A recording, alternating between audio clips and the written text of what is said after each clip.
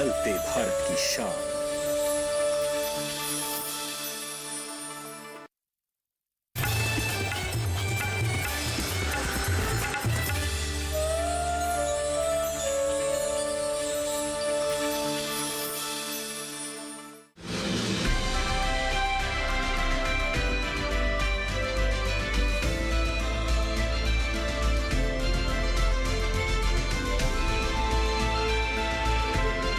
नमस्कार, आप देख रहे हैं दूरदर्शन किसान। आत्मनिर्भर भारत और खेती किसानी से जुड़ी नई योजनाओं के साथ इस खास कार्यक्रम आत्मनिर्भर भारत में आप सभी का स्वागत है। मैं हूं मोनालिसा। आइए देखते हैं क्या है नया आज के कार्यक्रम में। केंद्रीय कृषि मंत्री श्री तोमर ने किया राष्ट्रीय नर्सरी पोर्टल का शुभारंभ। राष्ट्रीय कृषि बाजार यानी ई-नैम को हुए 5 साल पूरे। रबी की फसल की कटाई के बाद बुआई के लिए वैज्ञानिकों की सलाह। पालक के उन्नत बीजों की जानकारी। किसानों के कृषि से जुड़े सवालों का जवाब देंगे डॉक्टर जेपीएस डबास। किसानों को खेती की जानकारी देने के लिए लॉन्च किया मधु क्रांति पोर्टल। आइए अब देखते हैं खबरें विस्तार से। अब आप फल, फूल और सजावटी पौधों की ऑनलाइन बिक्री कर सकते हैं। केंद्रीय कृषि एवं किसान कल्याण मंत्री श्री नरेंद्र सिंह तोमर ने कृषि भवन में बटन दबाकर राष्ट्रीय नर्सरी पोर्टल की शुरुआत की है। इस पोर्टल पर खरीदार अपने आसपास की नर्सरी के बारे में जान सकेंगे। कृषि मंत्री का कहना है कि बागवानी के माध्यम से देश के युवा बड़े उद्यमी बनकर जीडीपी में योगदान दे सकते हैं।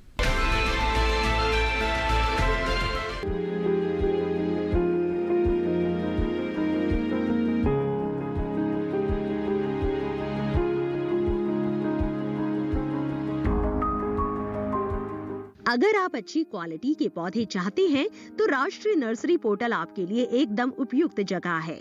ये ऑनलाइन पोर्टल है जिस पर फलों, फूलों और सजावटी पौधों की नर्सरी तैयार करने वाले किसान अपने पौधों के बारे में जानकारी अपलोड कर सकते हैं। खरीदार इस पोर्टल पर जाकर अपनी जरूरत के पौधे देख सकते हैं और उनकी कीमत वगैरह के बारे में जानकारी प्राप्त कर सकते हैं। खरीदारों को ये भी जानकारी मिल जाएगी कि उनके आसपास की किस नर्सरी में कौन कौन से पौधे मौजूद है। पोर्टल का शुभारंभ करते हुए कृषि एवं किसान कल्याण मंत्री नरेंद्र सिंह तोमर ने कहा कि बागवानी का क्षेत्र संभावित कृषि उद्यम के रूप में उभरा है।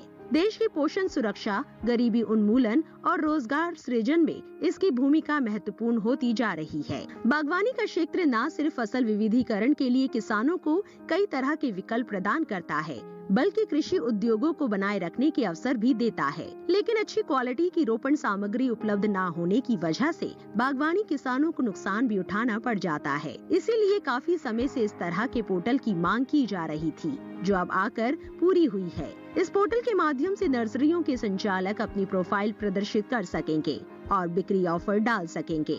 प्लांटिंग मटेरियल के खरीदार भी सीधे ऑनलाइन पूछताछ कर सकेंगे और अपनी जरूरत के हिसाब से बिक्री ऑफर देख सकेंगे।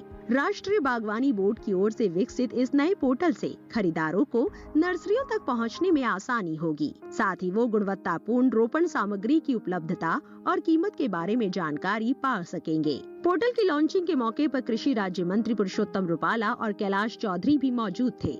साथ ही भारत सरकार और कई राज्य सरकारों के अधिकारी भी वीडियो कॉन्फ्रेंसिंग के माध्यम से जुड़े हुए थे। इनके अलावा राज्य कृषि विश्वविद्यालयों के वैज्ञानिक, नर्सरी मेंस एसोसिएशन और भारतीय बागवानी परिसंघ के सदस्य, प्लांटिंग मटेरियल के खरीदार और किसान भी जुड़े हुए थे। राष्ट्रीय कृषि बाजार यानी ई-नैम को शुरू हुए 5 साल पूरे हो गए हैं। पिछले 5 साल के दौरान इसने कई आयाम स्थापित किए हैं और कई उपलब्धियां हासिल की है। 5 साल पूरे होने पर एक कार्यक्रम का आयोजन किया गया जिसमें ई-नैम की महत्ता बताई गई और उपलब्धियां गिनाई गईं। कार्यक्रम में केंद्रीय कृषि मंत्री श्री नरेंद्र सिंह तोमर के अलावा दोनों कृषि राज्य मंत्री श्री पुरुषोत्तम रुपाला और श्री कैलाश चौधरी भी मौजूद थे। राष्ट्रीय कृषि बाजार यानी ई-नाम मुख्य रूप से एक राष्ट्र एक बाजार की अवधारणा पर आधारित ऑनलाइन कृषि व्यापार पोर्टल है।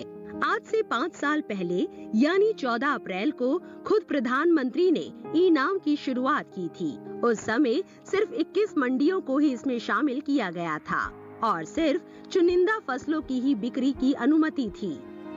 लेकिन आज 18 राज्यों और 3 केंद्र शासित प्रदेशों तक इसका विस्तार हो चुका है और 150 फसलों को इस पर खरीदा और बेचा जा सकता है। देश भर की 1000 मंडियां इससे जुड़ चुकी है और पंजीकृत किसानों की संख्या 1,70,00,000 को पार कर गई है। इसी तरह 1,63,000 व्यापारी और 90,980 कमीशन एजेंट भी ई नाम पर मौजूद है। आप चाहे तो किसान उत्पादक संगठन यानी FPO बनाकर भी ई नाम पर रजिस्ट्रेशन करा सकते हैं। फिलहाल 1,841 FPO ई नाम में शामिल हैं। आंकड़े बताते हैं कि पिछले 5 साल में 4,31,000 टन फसलों का व्यापार ई नाम के माध्यम से हुआ है, जिसकी बाजार कीमत 1,30,753 करोड़ रुपए है। इस हिसाब से देखा जाए तो ई नाम का पहले 5 साल का सफर कामयाब रहा है। इन्हीं कामयाबियों को देखते हुए सरकार और 1000 मंडियों को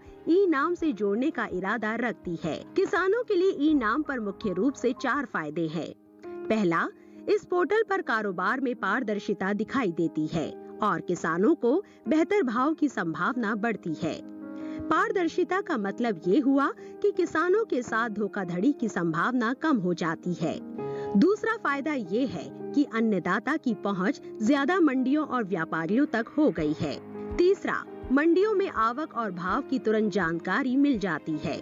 और चौथा, भुगतान बहुत जल्दी हो जाता है और पैसा सीधे किसान के खाते में जाता है।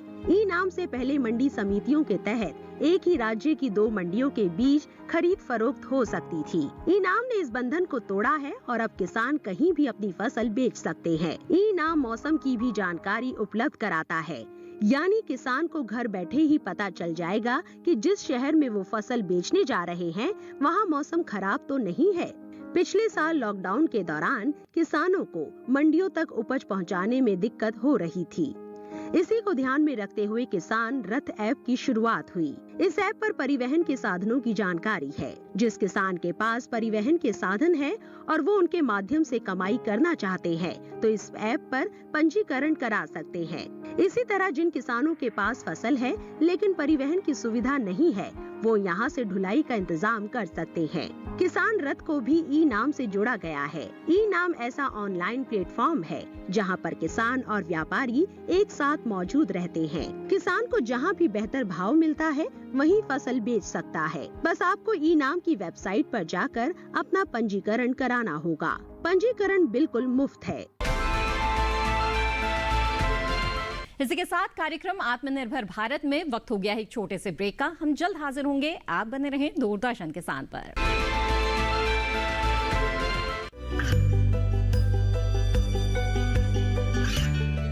गांवों और पिछड़े क्षेत्रों में सरकारी योजनाओं की जानकारी पहुंचा। देश में कौशल और क्षमता विकास कर ग्रामीणों को सामाजिक बदलाव और विकास से जोड़ने की दूरदर्शन किसान की पहल चौपाल चर्चा देखें सोमवार से शुक्रवार सुबह 9 बजे।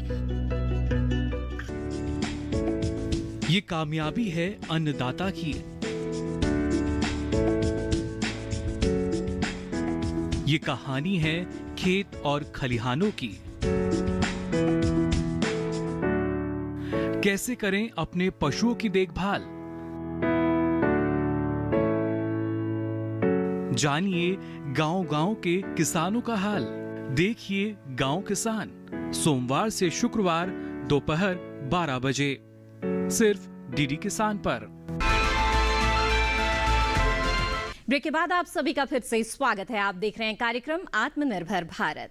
रबी की फसल की कटाई के बाद कौन सी फसलों की खेती करें, इस बारे में विस्तार से जानकारी दी डॉक्टर JPS डवास ने। आइए देखते हैं। बहुत ही अच्छी बात यह है कि जहाँ पे धान और गेहूं का फसल चक्र लागू होता है उन क्षेत्रों में गेहूं और धान के बीच में एक फसल या तो मूंग की ली जा सकती है, या हम हरी खाद के तौर पर ढैंचे की ले सकते हैं, या हम कोई छोटी मोटी सब्जी की ले सकते हैं। और जब सब्जी की बारी आती है तो उसमें पालक एक ऐसी चीज़ है जो एक काट हमें दे सकता है। और इसमें गर्मी के मौसम में पालक में काट नहीं मिलती बल्कि हमें पूरा ही पालक खोदना पड़ता है। तो या तो हम पालक की खेती कर सकते हैं या हम मूंग की खेती कर सकते हैं, क्योंकि मूंग भी लगभग 60 से 65 दिन में पककर तैयार हो जाती है। और मूंग की बुआई अगर हम 20 अप्रैल से पहले कर देते हैं तो मानसून के आने से पहले हम मूंग की कटाई कर लेंगे या उसकी फलियां तोड़ लेंगे, और उसके बाद में अगर फसल को हम खेत में मिला देते हैं तो उससे हमारी जो मृदा है उसकी उर्वरा शक्ति बढ़ जाती है। तो जितने भी हमारे किसान भाई जिन्होंने गेहूं की खेती की है या अभी सरसों काटी है या जौ काटा है या चना काटा है, और अगर संभव हो तो उनको 20 अप्रैल से पहले मूंग की बुआई अवश्य कर लेनी चाहिए। मूंग एक दलहनी फसल है। दलहनी फसल होने के कारण इसकी जड़ों में खास किस्म की गांठें होती हैं और इन गांठों में एक खास किस्म के जीवाणु रहते हैं। ये जीवाणु वातावरण से नाइट्रोजन जो होती है उसको नाइट्रेट या अमोनिया में फिक्स कर देते हैं, जिससे कि हमारे पौधे को मिल जाती है और साथ साथ में कुछ नाइट्रोजन की मात्रा भूमि में भी रह जाती है। तो मूंग की खेती से हमें दोहरा फायदा है। एक तो हमें दाल मिल जाएगी, साथ साथ में हमारी मिट्टी का उपजाऊपन बढ़ जाएगा। लेकिन जब गर्मी के मौसम में हम मूंग की खेती करते हैं तो उसमें 2-3 बातों का ध्यान रखना बहुत ज़रूरी है। सबसे पहले तो सही किस्म का चुनाव। जो किस्म 55 से 65 दिन में पककर तैयार हो जाए, केवल हमें उसी की बुआई करनी चाहिए। अगर फसल का ड्यूरेशन या अवधि लंबी है तो मानसून के आने से पहले वो कट नहीं पाएगी, और अगर मानसून आ जाएगी तो किसानों को फली नहीं मिलेगी, बल्कि मूंग की वेजिटेटिव ग्रोथ ज़्यादा हो जाएगी।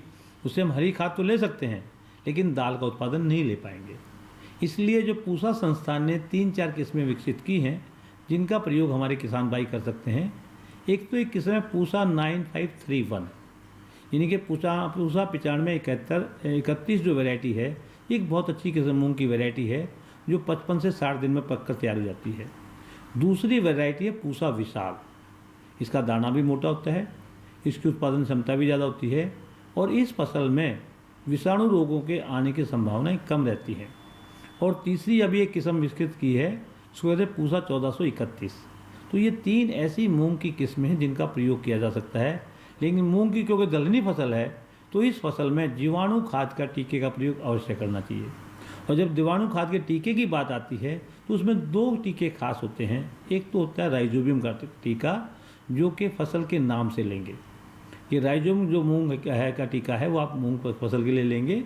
दूसरा आप टीका प्रयोग कर सकते हैं पीएसबी, यानी कि फास्फोरस सोल्युबल बैक्टीरिया, इनके फास्फोरस घुलनशील जीवाणु। और इन 2 टीकों का प्रयोग करने से एक तो किसी खेत की उत्पादन लागत का मतलब फसल की उत्पादन लागत कम होगी, साथ साथ में पैदावार ज़्यादा मिलेगी और किसानों को ज़्यादा लाभ होगा। डॉक्टर बीएस तोमर ने पालक के उन्नत बीजों के बारे में विस्तार से जानकारी दी। आइए देखते हैं उन्होंने क्या कुछ बताया। किसान बहनों भाइयों, ना सिर्फ सब्जी फसलों की हम बात करें बल्कि हरी पत्तेदार सब्जियों की भी अगर बात की जाए, इनके ज़रिए भी काफ़ी फ़ायदा जो है हमारे किसानों को होता है और बड़े पैमाने पर इनकी खेती की जाती है। लेकिन इनकी उपलब्धता के लिए हमारे पूसा स्थित शाखा विज्ञान संभाग किस तरीके से काम करता है, कैसे बीज उत्पादन जो है गुणवत्तापूर्ण हो ये सुनिश्चित करता है, इस बारे में और जानकारी के लिए आइए बात कर लेते हैं संभाग के अध्यक्ष डॉक्टर बीएस तोमर से। डॉक्टर तोमर, बहुत बहुत स्वागत आपका। सबसे पहले हम जानना चाहेंगे आपसे, क्योंकि हरी पत्तेदार सब्जियों में कई सब्जियाँ आती हैं, उन्हीं में से एक है अगर पालक की हम बात करते हैं, क्योंकि अमूमन ना सिर्फ पोषण के लिहाज से भी अगर देखा जाए, स्वास्थ्य के लिहाज से भी देखें, काफ़ी महत्वपूर्ण रहती है पालक की फसल। लेकिन किसानों को आर्थिक रूप से और अच्छा मुनाफा दे सके इसके लिए ज़रूरी कि उन्नत बीज उनको दिया जाए। क्या स्थिति आप देखते हैं? देखिए, शासकीय विज्ञान संभाग ने पिछले कई वर्षों में, दशकों की बात करें तो हमने देश को पालक के अंदर 3 किस्मों को उपलब्ध कराया, जिसमें ऑल ग्रीन, पूसा भारती और पूसा ज्योति, ये 3 पालक की किस्म है। इसी तरह से हमने साग सरसों में पूसा सागवन का विकास किया, मेथी में पूसा अर्ली बंचिंग है, कसूरी मेथी है। अगर हम बात करें पत्तेदार सब्जियों में चुलाई, पूसा लाल चुलाई और पूसा किरण और पूसा कीर्ति, ये किस्में हमारे संभाग के द्वारा विकसित की गई। और इनके पीछे हमारी जो सोच थी ये थी कि जो हमारे पोषण विशेषज्ञ हैं ये अपनी रिकमेंडेशन करते हैं, सिफारिश करते हैं कि हमें प्रतिदिन 125 ग्राम पत्तेदार सब्जियों का इस्तेमाल करना चाहिए। तो कोई भी खाने के लिए एक ही तरह की पत्तेदार सब्जी को ना तो हम पूरे साल उगा सकते हैं और ना ही उसको रोज़ाना खा सकते हैं, इसलिए हमारे खान पान में विविधता की आवश्यकता है। इसको ध्यान में रखते हुए हमारे संभाग के द्वारा पालक में, मेथी में, साग सरसों में और इसमें चौलाई के अंदर पत्तेदार सब्जी किस्मों का विकास किया, जिसमें पालक की ऑल ग्रीन एक किस्म है जो अखिल भारतीय स्तर पर इसका विमोचन हुआ है। 1975 में इसका विमोचन हुआ था और तब से ये पूरे भारत के हर राज्य में अगर पालक की खेती होती है तो उसमें पूरा योगदान है भारतीय कृषि अनुसंधान संस्थान का कि उन्होंने इन उन्नत किस्मों को दिया और ये किस्में आज देश के कोने कोने में उगाई जा रही हैं। तो इसका हम गुणवत्ता बीज किसानों तक पहुंचाने का प्रयास करते हैं। इस दिशा में हमारा संभाग ब्रीडर सीड पैदा करता है। ब्रीडर सीड को पैदा करके हम राष्ट्रीय बीज निगम को और दूसरी प्राइवेट कंपनियों को या किसानों को उपलब्ध कराते हैं ताकि किसान उसको आगे वृद्धि करके दूसरे किसानों को उपलब्ध करा सकें। राष्ट्रीय बीज निगम का इसमें विशेष योगदान रहा है और प्रति वर्ष राष्ट्रीय बीज निगम 2,500 से 3,000 क्विंटल पालक की आल किस्म का बीज का विपणन करता रहा है। और हमने भी अपने संभाग में संस्थान के माध्यम से व्यवसायीकरण के लिए कई MOU साइन हुए हैं ताकि किसानों को ये गुणवत्ता का बीज जाता रहे। जब किसान भाई गुणवत्ता बीज पैदा करता है तो उनको 2-3 बातों को हम कहते हैं ध्यान रखना चाहिए। पालक एक परपरागित फसल है और इसमें परागण का माध्यम हवा होती है और इसका जो मुख्य दुश्मन है, मैं कहूँगा दुश्मन है, जो कंटामिनेंट हो सकता है वो है जंगली पालक। तो अपने खेत के आसपास में जंगली पालक ना उगने दें या पृथक्करण दूरी के अंदर भी आप पालक पे निगरानी रखें, उसको ना उगने दें क्योंकि आपस में क्रॉस करके आपके किस्म की गुणवत्ता को प्रभावित करता है।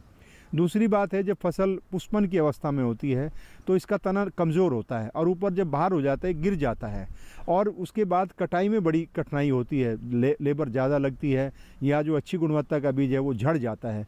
ऐसे में एक कटाई जब हम पालक की बुआई करते हैं बीज उत्पादन के लिए तो कम से कम 1 और अधिकतम 2 कटाई हमको करनी चाहिए ताकि उसकी वृद्धि को नियंत्रित किया जा सके।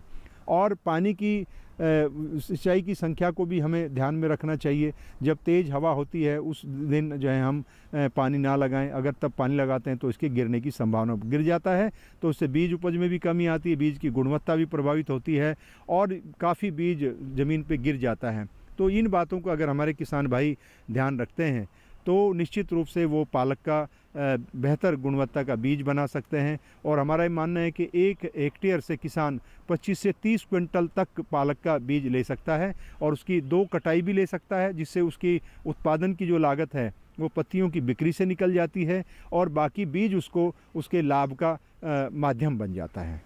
जी, तो यहाँ देखिए डॉक्टर तोमर ने हमें बताया किस तरीके से जो पालक का बीज है उसका आप ना सिर्फ कैसे आप कोशिश कर सकते हैं कि अच्छी उपज उसके ज़रिए आपको मिले, बल्कि अच्छे बीज के लिए आपको किन बातों का यहाँ ख्याल रखना होगा।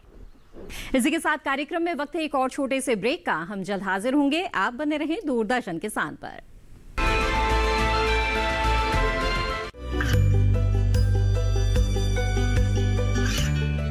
गांवों और पिछड़े क्षेत्रों में सरकारी योजनाओं की जानकारी पहुंचा। देश में कौशल और क्षमता विकास कर ग्रामीणों को सामाजिक बदलाव और विकास से जोड़ने की दूरदर्शन किसान की पहल चौपाल चर्चा देखें सोमवार से शुक्रवार सुबह 9 बजे। ये कामयाबी है अन्नदाता की, ये कहानी है खेत और खलिहानों की। कैसे करें अपने पशुओं की देखभाल, जानिए गांव-गांव के किसानों का हाल। देखिए गांव किसान सोमवार से शुक्रवार दोपहर 12 बजे सिर्फ डीडी किसान पर। ब्रेक के बाद आप सभी का फिर से स्वागत है कार्यक्रम आत्मनिर्भर भारत में। किसानों के कृषि से जुड़े सवालों का जवाब देंगे डॉक्टर JPS डबास। तो चलिए जानते हैं उन्होंने क्या कुछ सलाह दी किसानों को। तो आइए नजर डालते हैं आज के सवाल पर। आज का ये सवाल मध्य प्रदेश से एक दर्शक ने भेजा है। ये जानना चाहते हैं कि क्या लाल भिंडी की खेती की जा सकती है मध्य प्रदेश में, और अगर वो करना चाहते हैं तो ऐसे में कौन कौन सी विशेष बातें हैं जिसका ध्यान रखना उनके लिए जरूरी होगा अगर वो लाल भिंडी की खेती करना चाहते हैं। आइए लेते हैं इसका जवाब डॉक्टर JPS डबास से। हमारे किसान भाई का सवाल बहुत ही अच्छा है, लेकिन सवाल के जवाब में मैं ये कहना चाहूँगा कि सबसे पहले अगर हमने कोई खेती कर रहे हैं तो हमें ये देखना पड़ेगा उस भिंडी को हम कहाँ बेचेंगे, उसकी मांग कितनी है, उसका क्या पैसा मिलने वाला है। हमारे देश में भिंडी के अंदर काफ़ी विविधता है और लाल किस्म की भिंडी को भी काफ़ी लोग पसंद करते हैं। और जो हमारा सब्जी अनुसंधान संस्थान जो बनारस में है, उन्होंने कुछ लाल भिंडी की किस्में भी निकाली हैं, तो आप वहाँ से इनका बीज लेके इसका खेती कर सकते हैं। लेकिन ये आपको देखना होगा कि आपकी मार्केट में इसकी कितनी अधिक डिमांड है। और भिंडी की डिमांड सब्जी के तौर पे तो होती ही होती है, साथ साथ में जितने भी खांडसारी या गुड़ बनाने वाली जितनी भी देसी जो तरीके हैं हमारे, उसमें भिंडी के जो देसी भिंडी उसके रस का विशेष रूप से प्रयोग होता है, जिसकी वजह से हम गुड़ को अच्छा उसके रस को साफ कर सकते हैं। तो भिंडी हमें सब्जी में तो अच्छी होती है, साथ ही साथ ये इसका प्रोसेसिंग इंडस्ट्री में भी इसका काफ़ी महत्व है और इसका प्रयोग है। इसके अलावा औषधीय पौधों में भी इसका प्रयोग होता है। तो भिंडी की लाल भिंडी की खेती की जा सकती है। इसकी अच्छी किस्में आप बनारस से ले सकते हैं। और आप लेकिन ये आपको देखना होगा कि आपके बाज़ार में इसकी मांग कितनी है, क्योंकि किसान को बाज़ार की मांग के हिसाब से अगर खेती करते हैं तो किसान को ज़्यादा आमदनी होगी, अन्यथा उसको पूरी आमदनी नहीं मिल पाएगी। आपको ये देखना कि आपके बाज़ार में इसकी मांग कितनी है। देते हैं डॉक्टर डबास जी से। अनिल कुमार जी, पत्तेदार सब्जियां हमारे शरीर के लिए बहुत ही अच्छी होती हैं और मैं ये कहना चाहूँगा कि आपको हर रोज़ पत्तेदार सब्जियां अवश्य खानी चाहिए, क्योंकि इससे विटामिन ए, आयरन और दूसरे खनिज लवण जो हमारे शरीर को मिलते हैं। और सब्जियां बीमारियों से शरीर को बचाने की ताकत देती हैं। और कोविड पीरियड में इनका और अधिक महत्व हो जाता है।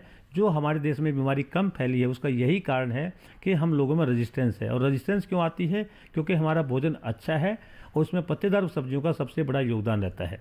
सर्दी के मौसम में खूब सारी पत्तेदार सब्जियां होती हैं, जैसे पालक है, मेथी है और सरसों है, तो ये सभी चीज़ें होती हैं। गर्मी में जैसे मौसम आता है तो पत्तेदार सब्जियों कुछ कमी हो जाती है। लेकिन हमारे देश में मौसम इस किस्म का है और इस किस्म की सब्जियां हैं कि जो पूरे साल लग सकती हैं। यानी कि सर्दी के मौसम में हम बथुआ ले सकते हैं, पालक ले सकते हैं, सरसों ले सकते हैं। उसी तरह से चौलाई भी गर्मी के मौसम की एक प्रमुख फसल है। धनिया पूरे साल होता है तो उसको अभी भी ले सकते हैं, बाद में भी ले सकते हैं। पुदीना गर्मी के मौसम की बहुत ही अच्छी हरी पत्तेदार सब्जी है, जिसकी वजह से हमारे शरीर को गर्मी से भी बचाता है, साथ साथ में आवश्यक पोषक तत्व भी देता है। तो पुदीने का भी प्रयोग किया जा सकता है। और इसके अलावा गांव में बहुत सी चीज़ें दूसरी, जैसे कौंदरा है, दूसरी या चौलाई है, चौलाई के साथ साथ में अन्य सब्जियों को भी पत्तेदार सब्जियों के तौर पे गर्मी के मौसम में इस्तेमाल करते हैं, तो आप उनका भी प्रयोग कर सकते हैं। और जो अच्छी सब्जी है उसमें मैं यही कहूँगा कि चौलाई, लाल चौलाई भी होती है, हरी चौलाई भी होती है, जिसके पत्तों में काफ़ी मात्रा में पोषक तत्व भी होते हैं, आयरन भी होता है और विटामिन ए भी होता है। तो इसका प्रयोग आप लगातार करते रहें और साल भर पत्तेदार सब्जियों का अवश्य भोजन करें, अवश्य इनको उगाएं और बाज़ार में इसको बेचकर अच्छा पैसा कमाएं। आजकल तो पालक भी पूरे साल भर हो सकता है। गर्मी के मौसम में हम काट नहीं ले पाएंगे, लेकिन समय समय के पालक बो के हम पालक की अच्छी पैदावार लेके बाज़ार में लाके अच्छे पैसे कमा सकते हैं। तो ऐसी पत्तेदार सब्जियां जो हैं आजकल पूरे साल ली जा सकती हैं। किसानों को खेती की जानकारी देने के लिए मधु क्रांति पोर्टल लॉन्च किया गया है। आइए जानते हैं इसके बारे में।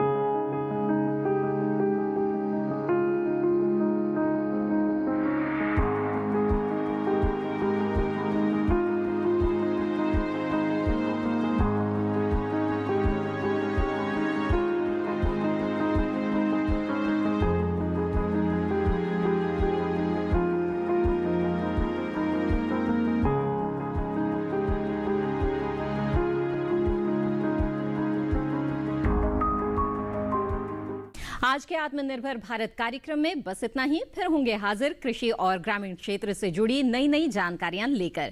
तब तक के लिए दीजिए इजाजत। आप बने रहें दूरदर्शन किसान पर। नमस्कार।